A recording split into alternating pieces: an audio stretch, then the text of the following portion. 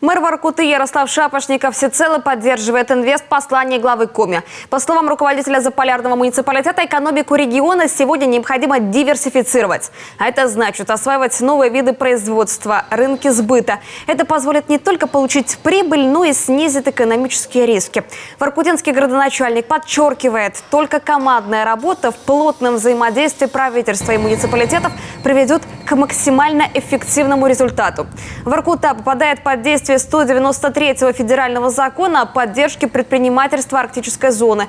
Это очень важный нормативный акт, который дает импульс развития всем арктическим муниципалитетам нашего региона.